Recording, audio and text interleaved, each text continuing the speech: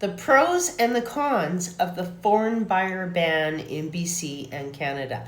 That's what we're talking about today. Are foreign buyers really the reason for high home prices in BC? And will the foreign buyer ban actually help make housing more affordable? That's what people have been talking about. Does it help or does it not? So that's why we're going to sort of clear that up and maybe find out what everybody thinks about this foreign buyer ban, because it is one of the hot topics in the market today. So in January of 2023, the federal government introduced the prohibition on the purchase of residential property by non-Canadians. This law was originally set for only 2 years, but has now been extended to January of 2027. Essentially, it means that non-Canadians cannot purchase residential properties across Canada, including BC. But before this federal ban, BC had already introduced its own measures, which included a 15% property transfer tax for foreign buyers who were buying, which was increased to 20%. There's also a speculation tax, which also applies to some Canadians who don't reside in BC. So if you own a property and you reside in Alberta and you leave your property vacant in BC, you may be subject to the speculation tax as well. So why was the buyer ban introduced? So the government brought in these restrictions with the goal of improving housing affordability by preventing foreign investors from driving up the prices and outbidding local buyers. But again, does it really work? So let's break down the pros and the cons of this concept of the foreign buyers ban.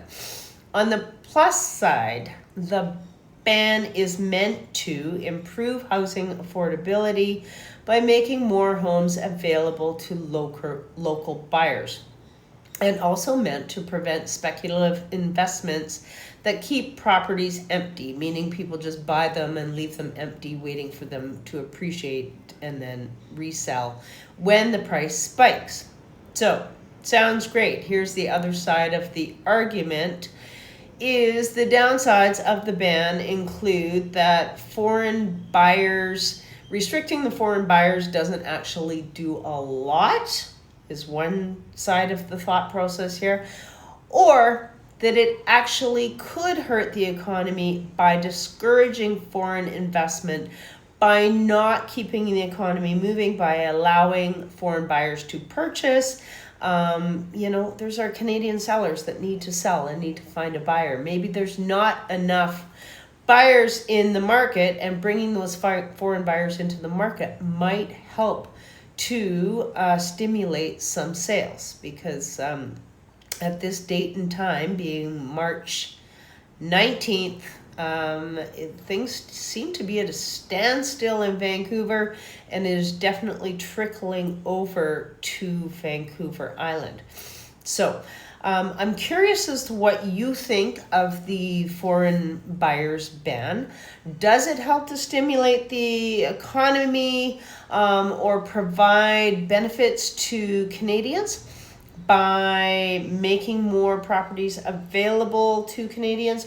Or is it that we need these foreign buyers in order for our Canadian sellers to be able to sell properties and keep the economy moving? I'm curious as to which one it is that you think, and I would love to hear your thoughts in the comments. And please, if you haven't already, subscribe to the channel. We're going to be doing more and more topics that are relevant to current real estate news, because that's what everybody is talking about and wants to hear about right now. It's great to talk about what to do for the spring market and how to get your house ready for sale.